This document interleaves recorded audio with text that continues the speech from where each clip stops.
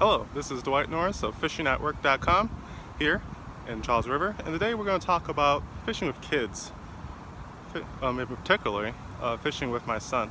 Yesterday we went fishing at a place called Cutler Park. Well, it was partially Cutler Park and partially Nahattan Park, which are both in Newton, Massachusetts. And there's an intersection. Cutler Park is actually a pond, a fairly large pond. It takes about half an hour or more to walk around. And then next to it is an upper part of the Charles River, which I haven't not fished before, which there's supposed to be smallmouth bass and pike and some other species that aren't in the lower part of the actual river, which is below. I think there's a series of like 15 or more like dams that go down, and they separate many of the species that are in the river. So I say, hey, let's try a new place out. So my son is 4 years old, and he's a little advanced with his fishing because he loves it and he fishes a lot.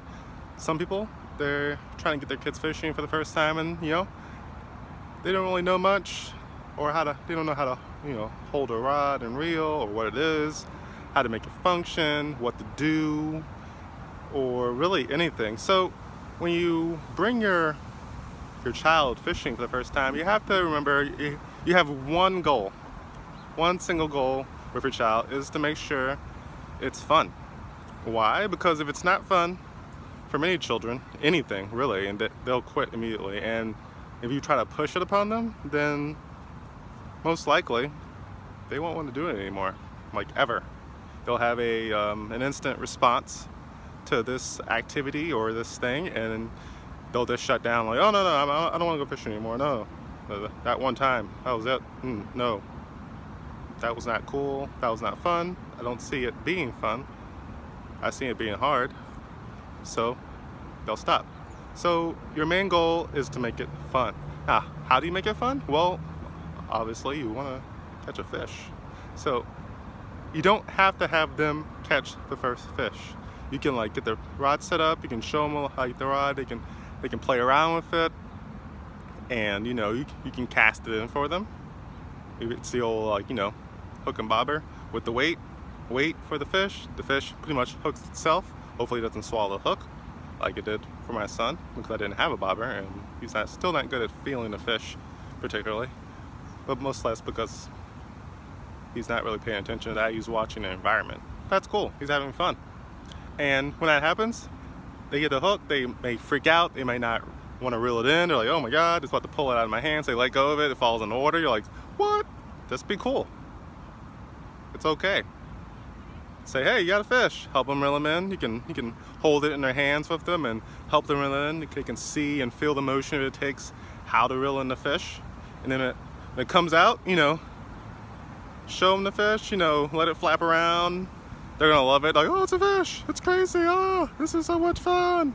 And after you get the fish off the hook, place the fishing system over to the left, and then take the fish and present the fish to them. Hey, do you want to hold the fish? Do you want to take a picture with the fish? Do you want us to send the picture to mommy or daddy, or anybody else? We'll send it to your friends. And hey, I caught a fish. First fish in my life, or first fish here, or the biggest fish. Doesn't really matter. But help them learn that this is cool, this is fun, I'm holding a fish. This is something you don't do very often unless you have an aquarium and you're trying to sneak your hand in there, which I've seen before. Or and share it with your friends, so you can, when they go to school, they want to have something to talk about. The old, I don't know if they do this anymore in school, but the old show and tell day. Like, here's a picture of me and my dad, we're going fishing. Here's a video. Oh, here's a picture I put on, my dad showed to my aunt and my mom, and it has me holding the fish. This is a super huge fish. It's a perch. It's my first perch I've ever caught. Stuff like that. Get them interacted with people around them, the family, their friends, and they'll start to see that there's value in this sport, and they'll see that it's fun. And then you want to, in maybe, I don't know, I would say a couple of months' time, start to show them things to get them closer to being proficient themselves. So I would suggest you start with one thing at a time. This is really for anybody, for anything you're learning. there's a book called The One Thing, and that proclaims, even through this huge thick book, a single idea, that you're only able to fully focus and give 100% to something if you focus on one thing. If you do more than one thing, you don't give all to one or the other, and you become less proficient or even not efficient enough to actually reach your goals. So if you want to reach your goals, you should focus on one thing and become an expert at that, and then move to the next. And you should do that when you're teaching your child how to do something. So, the first thing you could talk about is maybe something really fun, like getting a worm and putting the worm on a hook safely without hooking yourself. That's a very important thing to do, because you don't want to do that all the time, do you? I know it's fun, but they'll have even more fun doing it. And like, oh, I want to get the worm, I want to play with the worms. Awesome, cool, let them do that. They might slide out, you might lose a couple, but as long as they're having fun, it's a good thing. So you can start off with like baiting a hook. Then you can start off with getting the right tension on the line, so that when there's a bite, if you don't even have a bobber, they'll know that they have a bite. If it's not something that like just takes it and rips it and like pulls the rod out of your hand, that's fun for anybody who's fishing. And not every fish is like that. Sometimes you might get a fish that just slowly nibbles on something until it's all the way in his stomach, and then you have to deal with like trying to get it out safely, and there's blood everywhere, and you have to explain that. You don't want to do that, and you don't want to harm the fish. So be attentive when you're teaching your child how to fish, because you won't end up in situations like that and having to show extra, I don't know, you won't have to explain more situations than you need to. You want to focus on fishing, not on other things. Once that is done, you can do more detailed things like how to cast. I've started this recently. There's several different ways to teach this. It's a very hard thing. There are tools I've seen around, like, I don't know, I think it's like Zebco or something, has like a fish that has like Velcro in it, and you throw those out in the yard, and then you have like a casting like crankbait with no hooks on it, and they get to cast it and try to catch the Velcro fish. Then they'll work on their casting. They'll work on the types, overhead, side, the flip cast, or the Mr. Crappie, the shooter thing. And they'll try different ways to try to get it there. But also, when they're trying to get a particular fish, they'll be working on their aim, which is honestly more important than just learning how to cast. Like, my son learned casting pretty easily. I told him in a single, he did it with a spin cast too, not those little bait casters or the push button things. No, forget that. Well, those are easier to learn on, and you'll have more fun. I would suggest those to start if you had them, but I didn't get one. I got him a Zebco Doc Demon, which is a spin cast reel, super small, actually smaller than my collapsible rod, and functions very well. You probably saw it in my first couple of videos before I got my collapsible rod. And I told him a 3-step method, so I'll teach you it here. 3 steps. Sorry about the sirens, there's an ambulance going by. Step 1 is, I show him how to do the grip, and he puts his finger, it's a single index finger, on the line, so he's holding it taut, so that when you release the bail, which is step 2, releasing your bail, the line doesn't fall out and the bait goes to the ground. So he's holding it, then he goes to step 2, he opens the bail, step 2 is complete. Then step 3 is pulling it back behind you, where the rod is pointing behind you, and then throwing it side cast until it's level with your body. I call it, I forgot what I call it. I just pointed to a spot, like when it reaches right here, right beside me, let go of the line. And that pretty much guarantees with a 1/4 ounce weight, it's gonna go about 10 feet, which is more than ample enough for a small child to reach a panfish, which is always on the shore, pretty much during the summer. And lo and behold, 3rd try, 1, 2, 3, right in the water. It went in, he was super happy, jumping all over the place. I made a cast, I made a cast. So I was like, that's awesome, man, you did it. You did the 3 steps, good job. I was so proud. And the even funnier thing is, he caught a fish in that cast. I was like, wow, that's serendipitous.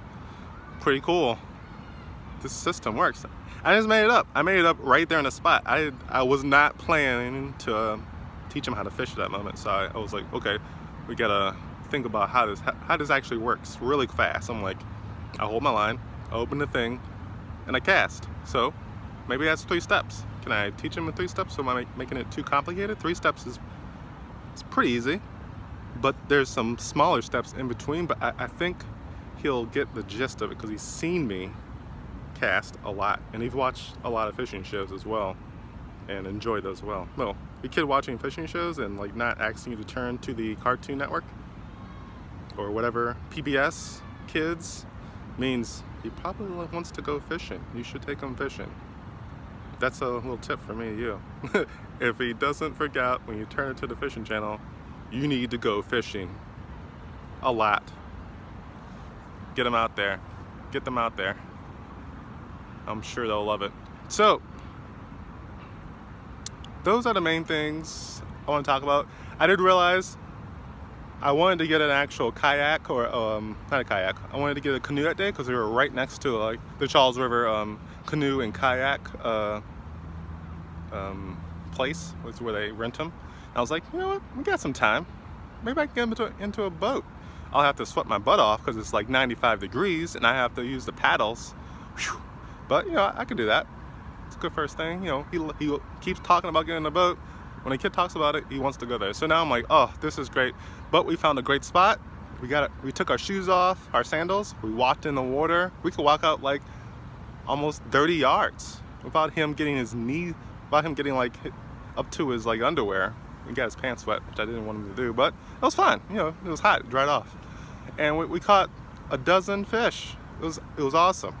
But next time I know, I need to get him on the boat. We need to go floating around, hit some areas that we haven't been able to hit because we're in the shoreline. We're looking at all this grass and weeds and roots, and we're like, we don't want any ticks. So